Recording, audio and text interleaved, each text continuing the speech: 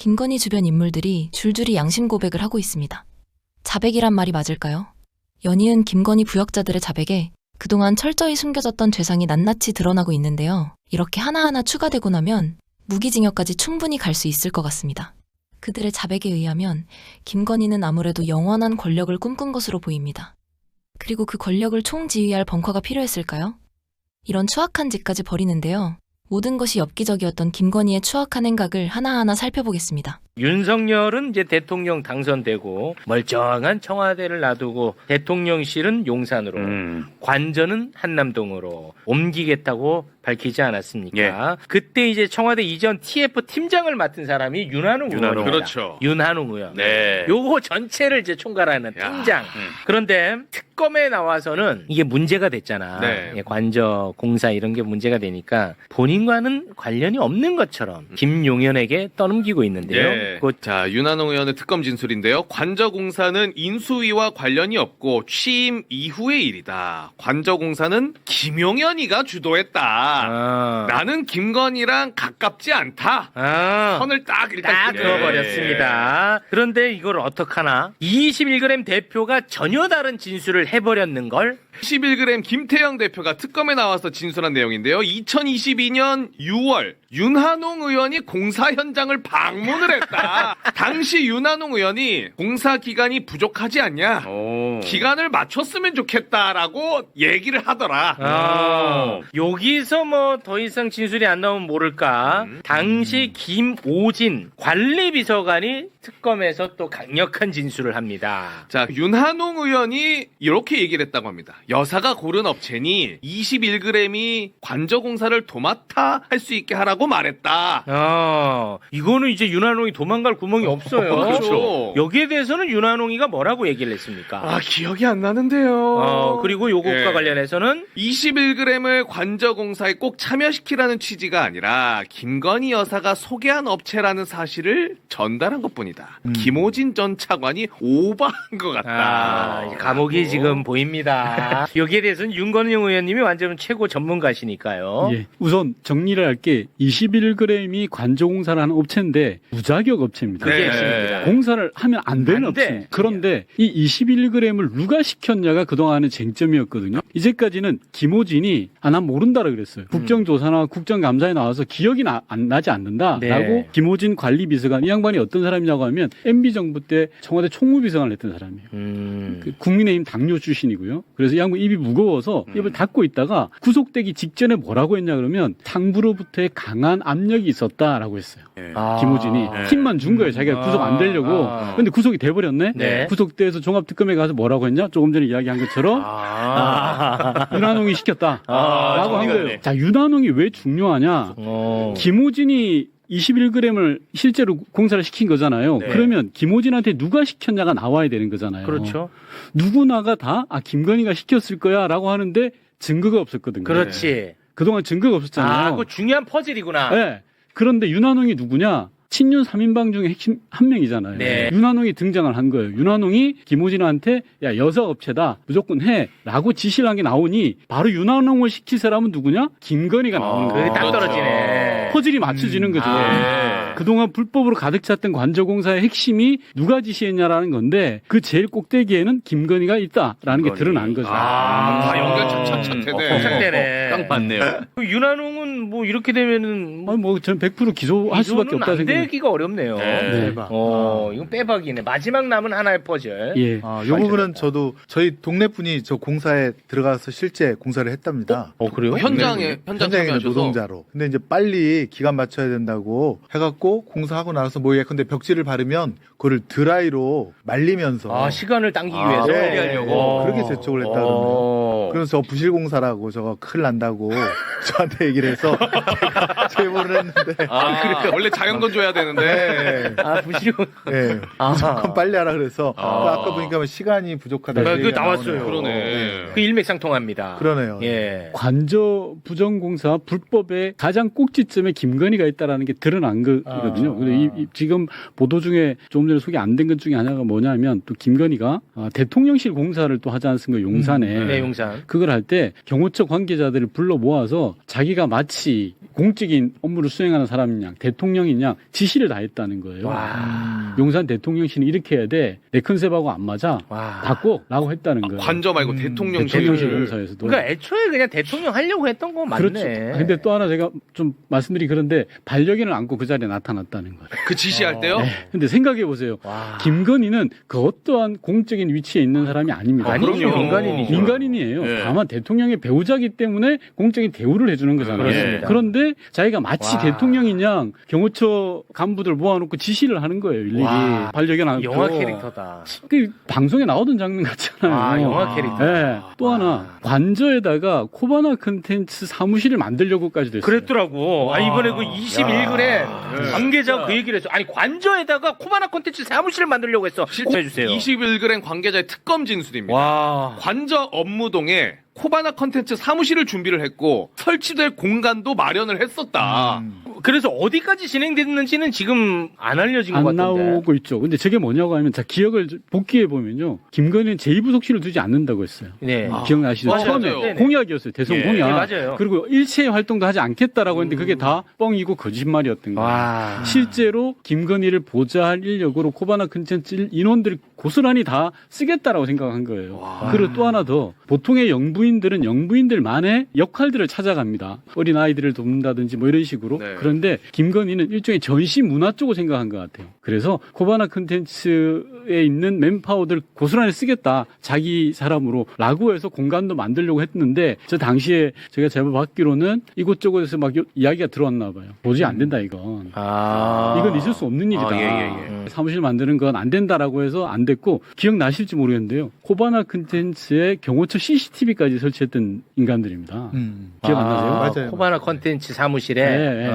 그러니까 공사 구별이 없는 거예요. 저는 이 보도 보고 코바나 컨텐츠 사무실을 관저에다가 마련하려고 했다고 했지. 그게 저는 문화적으로 접근하려고 했던 것보다도 나쁜 짓을 여기서 하려고 했던 것 같아. 예를 들어서 양평 고속도로 문제, 예. 삼부토건 문제. 왜냐하면 완전히 최측근들이잖아. 그렇죠. 저는 그거를 김건희 주도하에 범죄를 저질렀다고 생각하는 사람이거든요. 그러기 위해서는 필요했다고 보는 입장입니다. 문화, 전시 이런 거 아니고. 제가 아무래도 너무 선하게만 받는 것 같아요. 너무 착하셔. 그래, 그 문화 그건 너무 착하게 맞지? 봤다. 아니, 본인이 대통령까지도 했는데 전시하고 있겠니? 아, 그렇죠. 이제 본격적으로 내가 범죄 한번 나는 해봐야 그렇게 되겠다. 보는 입장입니다. 아, 그래서 지금 종합특검이 일을 하고 있는데 꼭지점으로 가고 있는 과정이거든요. 네네. 근데 김건희는 지금까지 걸려 있는 거에 있어서 전부가 어찌 보면 자범 수준의 혐의만 걸고 있어요. 사실은. 그렇잖아요. 맞아요. 핵심이 불법 내란에 관여됐는가? 그게 핵심이 그리고 맞아. 양평 고속도로에 관여했는가? 예. 그리고 불법 관저 증축 공사에 대해서 얼마나 관여됐는지 이런 부분들이 아직 안 나왔어요. 맞아요. 그렇습니다. 네. 이게 진실이 밝혀져야 되는 그런 상황입니다. 그렇습니다. 매관 매직도 있습니다. 마크로비스타에 코바나 컨텐츠가 있을 때 거기에 김건희에게 줄을 대갖고 갖은 선물을 갖고 온 사람들이 있었고 대통령 경호처 사람들이 나와서 보안 수색을 다 했고 그다음에 무슨 안내하고. 기계까지도 맞아요. 다 맞습니다. 설치해갖고 마치 대통령실 출입하는 것처럼 만들었다는 거 아닙니까? 그렇습니다. 그 최재형 목사님도 그래서 거기를 통해서 그 선물을 줬다는 맞아요. 거예요. 그 네. 영상으로 다 남아있죠. 네, 네, 그렇습니다. 고맙습니다. 자, 그리고 윤석열 정부의 핵심 실세, 김태효. 네. 김태효. 김태효는 12.3 비상계엄 당시 이 계엄이 정당했다는 메시지를 우방국에 전파한 그렇죠. 혐의로 구속되고 기소가 됐습니다. 네. 그런데 이번에 언론사가 김태효의 공소장을 입수를 했어요. 네. 그래서 새롭게 너무나 많은 내용들이 지금 알려지고 있습니다.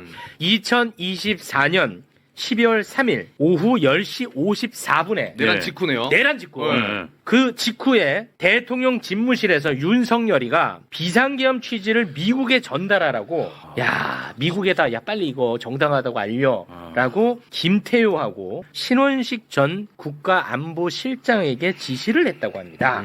자, 김태효 공소장에 적혀 있는 윤석열의 지시 내용인데요. 미국의 이번 조치는 자유민주주의를 지키기 위한 것이며 외교와 대외 정책 기조는 그대로 유지될 것이라는 메시지를 전달해라. 네. 라고 김태효에게 저 지시를 했다. 지시를 했다는 거예요. 그리고 이제 다음 날 오전 그러니까 이제 계엄은 끝난 상태입니다. 네. 그런데도 불구하고 윤석열이는 계속해서 미국에다가 계엄의 정당성을 전달하라고 지시를 했고 끝났는데. 김태효는 비상계엄 하루 지난 12월 4일 오전 윤석열의 지시를 받고 이충면 당시 안보실 외교비서관에게 계엄 설명 요지가 담긴 메모를 전달하고 예. 전달하면서 한 발언이 공소장에 적혀 있었습니다. 네. 메모 1쪽을 바이든 행정부에, 1쪽과 2쪽을 트럼프 당선인 측에 각 전달해라. 윤석열 대통령이 한 문장 한 문장 불러주면서 강하게 지시했으니 외교부를 통해 대통령 지시사항을 그대로 조속히 이행해라. 그러면서 메모 쪽지를 전달을 했다는 거거든요. 네.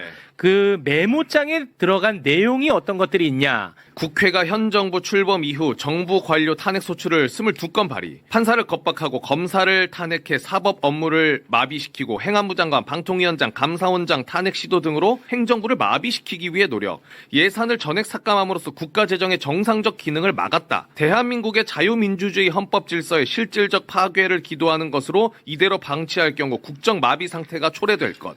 대통령은 이를 더 이상 방치할 수 없다는 신념에 따라 헌법의 테두리 내에서 정치적 시위를 한 것.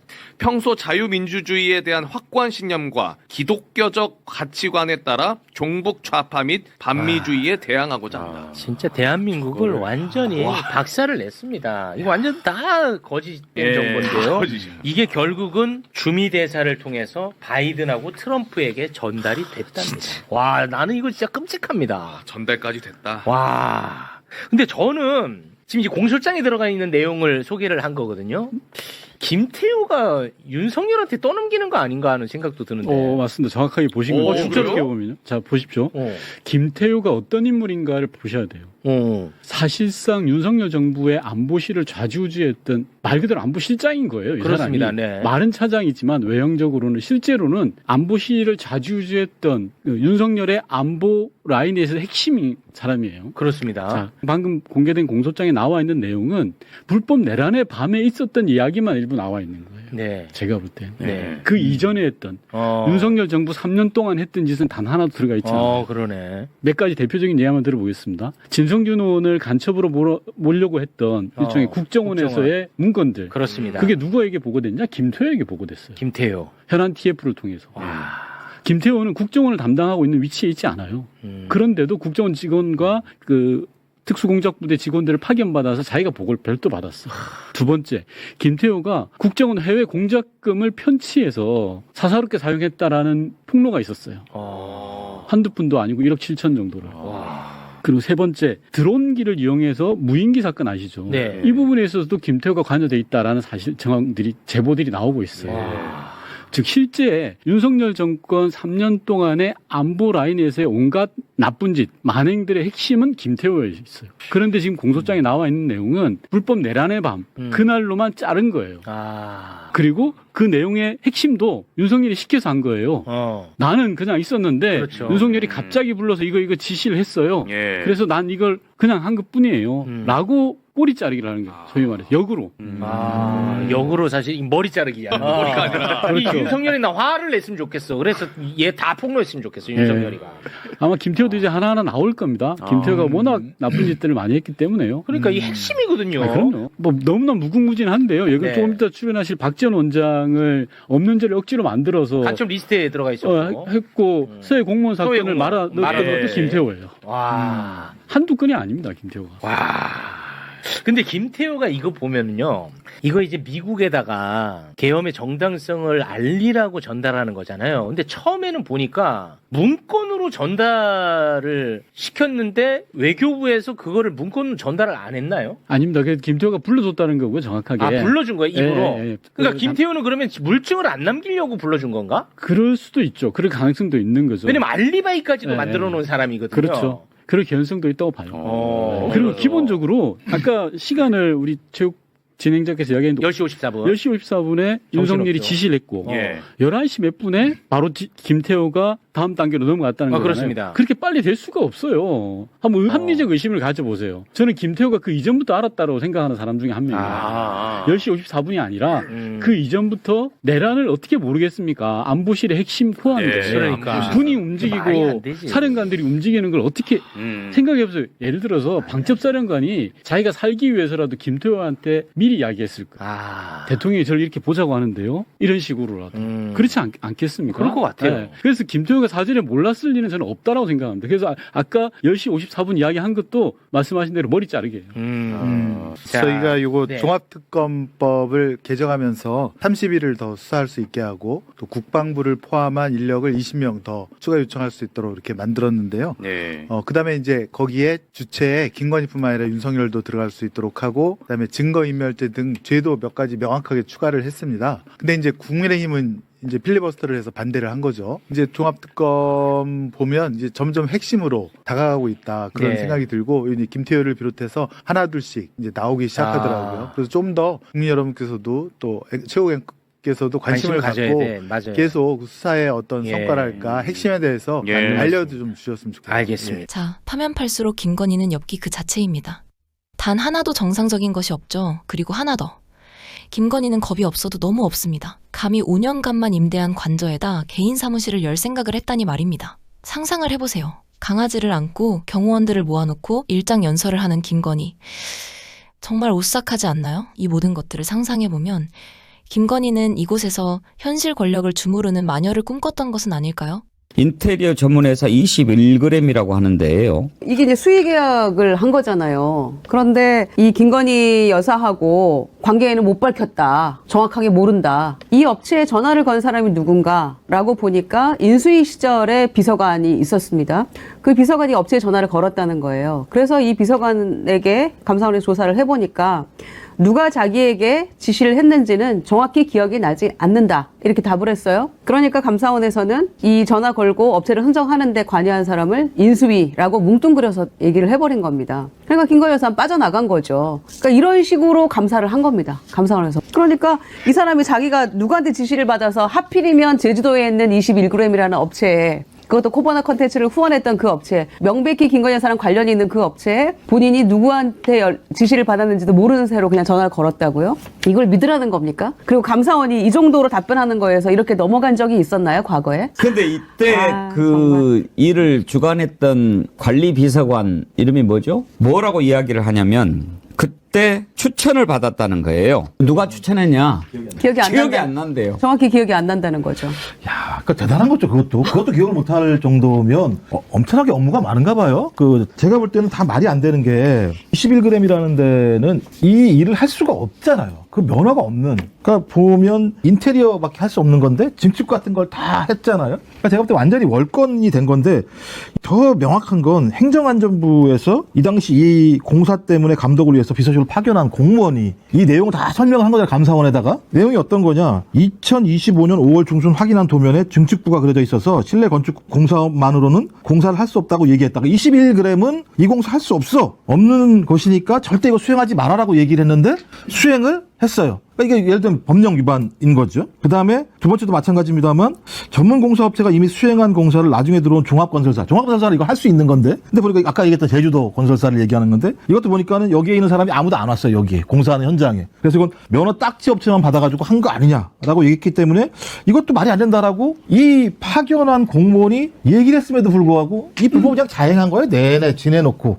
그래놓고 그럼 왜 이런 불법이 자행이 됐을까라고 생각을 해보니까 내부 추천이 있었다고 그러면 이 내부 추천을 한 사람이 이 내용을 다 알 거 아니에요. 그때 그게 누구냐고 그랬더니 야 기억이 안 납니다 라고 얘기를 하면서 퉁치면서 지금 결론적으로는 이 문제에 대한 덤탱이를 누가 쓰느냐 21g이 덤탱이를 써야 되는 상황인 거예요. 그래서 많은 기사들이 야 꼬리 잘 자른다 잘 썰었다. 그러니까 지금 내부 추천자는 기억이 안 나니까 알 수 없고 이자가 누군가 봤더니 김오진이에요. 당시에 실무를 책임졌던 자가 관리 비서관인데 지금은 그만뒀어요. 왜 그만뒀는지 아십니까? 공항공사. 인천공항공사에 공항공사에, 네. 사장에 응모를 했어요. 네, 맞아요. 맞아요. 말이 응모지 사실상 내정된 거죠. 그렇죠. 대통령실에서 보내주는 거 아니겠어요? 그런데 이번에 감사원에서 이 김호진이의 비위 사실을 인사혁신처에 통보하라. 이렇게 대통령실에 요구를 했거든요. 이것은 인사혁신처에 통보해라. 이런 비위가 있었으니 그 말은 이런 자가 이제 앞으로 주요한 공직에 가면 안 된다라고 하는 거잖아요. 그런데도 만약에 공항공사 사장에 임명을 한다. 그러면은 정확히 기억나지 않는 그 추천한 사람이 바로 대통령실에 있다라는 거를 입증하는 거겠죠. 그냥 둬야 돼요, 이걸. 그런데 그 증축할 때도 작년 8월 달에 사우나시라고 드레스룸 만드는 증축공사에도 이제 건설업체가 껴야 되잖아요. 21g 자격 없으니까 업체를 했는데 이거 그냥 무늬만 업체인 것 같습니다라는 것이 행안부 과장 입을 통해 나왔는데 그 업체를 추천한 것도 21g이라는 거예요. 그러니까 21g이 그냥 이 관저와 대통령실의 불법 비리 그 리모델링, 증축 모든 것을 다 관여하고 있는 거죠. 간을 무게를 재면 몇 g이나 나올까요? 간 21g, 21g이 좀 무거운 것 같지는 않는데 간을 떼어서 재보면은 얼마나 나올지 각각지 궁금해졌어요. 간땡이가 부어서 21g인지 지금 간이 쫄아가지고 21g인지. 윤석열이 용산으로 이전하겠다라고 밝힌 게 취임하기 전이잖아요. 3월이에요, 3월. 그때 뭐 공간이 의식을 지배한다 뭐 이런 뭐 소리를 해가지고 그쪽으로 이제 옮기게 하지 않습니까? 그러다 보니 이제 가장 힘이 셀 때 그렇게 하는데 그때도 이미 촉이 있는 사람들은 알았을 거예요. 윤석열보다 더 높은 사람이 누구라고 하는 것을. 그러면 야 시작해. 그래서 아직 예산 확보 안 됐는데요. 아 예 알았습니다. 뭐 예산 뭐 하면서 하면 되는 거죠. 뭐. 아 여기는 저 아직 자격이 안 되는데요. 아 예 뭐. 아 이거 저 가격이 이제 이렇게 그냥 알아서 했을 거라고요. 그러다 보니까 지금 예산 확보도 안 했는데 공사를 시작해. 그 다음에 계약서는 그보다 한참 뒤에 진행을 해 18개 이상 업체에 하도급을 줬는데 21g이 그 가운데 15개가 등록이 안 된 무자격 업체예요. 거기에다가 준공 검사도 안 해. 왜? 준공 도면도 없으니까. 이렇게 공사를 했는데 감사원이라고 하는 데가 그런 거 감사해놓고 특혜 외압이 없었다라고 발표하면 이게 말이 됩니까? 그리고 저는 지금 오늘 제가 언젠가 들은 기억이 나는데 우리 애청자님들 실력이 대단하시니까 바로 21g 올려주시네. 이게 영혼의 무게랍니다. 21g이. 김유정 의원님도 모르는 거 있었어요? 몰랐네요. 저는 한번 들어본 그래요. 적이 있어요. 영혼의 무게가 영혼의 있군요. 무게를 뭐 21g. 쟀는데 21g이다. 7g만 알았네. 21g. 아니 이게 이제 그런 학설이 있어요. 왜 영혼이 있을까? 영혼이 있다면 그 무게는 얼마일까? 이걸 이제 연구 실험을 한 거예요. 영혼의 무게가 21g이라고 이제 하니까 사람이 이제 숨이 멎었어요. 네. 우리가 사랑과 영혼 같은 거 보면 이렇게 싹 올라가잖아요. 근데 사람이 숨이 멎어서 사망 상태에 들어갔는데 그 사망 상태에 들어간 이후로도 체중의 변화가 있는가? 이걸 아주 정밀하게 계량을 한 거죠. 21g이 빠졌다는 거지. 그래서 영혼의 무게가 21g이다. 라고 했던 것을 들은 것 같아요. 근데 21g 영혼의 무게, 영혼 세상, 영적 세상, 뭔가 또 이런 게 좀 떠오르지 않나요? 그거 말씀하시는 건 주술의 영이요. 네. 예. 그렇죠? 껄쩍지근하고 찝찝하고 그러네요. 그 회사를 또 그분이 만든 거 아닐까 맨 처음에? 아, 그런 생각도 들어요. 그죠? 야, 갑자기 21g이라고 하는, 아니, 무슨 건설하는 업체, 인테리어 하는 업체가 굳이 그렇게 했을까? 그랬을 때는 그걸 만든 사람이 그런 것들을 알았을 거고. 아니, 뭐, 커피 파는 데나 설탕 파는 데 같으면 21g 붙이겠어요. 7g. 네. 근데 그거잖아요. 뭐, 인테리어 하는 데가 21g이 좀 이상하지 않나요? 자기는 멋있다고 붙였는지 모르겠는데 조금 좀 희한하다 이름치고는 그랬었는데 또 그렇게 연결이 되네요. 근데 이 업체가 명언에 나간 짓거리를 많이 했잖아요. 어떤 형태로든지 지금. 정신 빠진. 그잖아요. 무슨 할 수도 없는 업체 15군데다가 계약 맡기고 그다음에 제주도에다가 딱지 빼오고 이런 거 하면 제가 볼 땐 거의 영혼이 없는 업체인 거죠. 18개 무자격 업체한테 하도급을 줬는데 감사원에서는 그거 다 알면서 대통령실에 앞으로는 그러지 마 이랬다니까요. 관저에 코바나 사무실 설치가 미수에 그쳤으니 망정이지 아니면 그곳에서 희대의 국정농단이 나올 뻔했습니다. 그리고 오늘 추가로 나온 기사를 보면 대통령실에는 실제 김건희 집무실이 존재했다는 겁니다. 규모도 엄청나서 한 층의 절반 규모의 방탄 비용만 10억이 들었다고 하는데요. 이건 윤석열 집무실 방탄 비용과 맞먹는 수준이라고 합니다. 사실상 김건희 본인이 대통령이었던 셈이었던 거죠. 이 정권이 중간에 끝나지 않고 아직도 지속된다고 상상해보세요. 이 나라는 무속과 탐욕이 판치는 습기차고 어두운 고담시가 되어 있지 않을까요? 여러분의 의견을 댓글로 남겨주세요.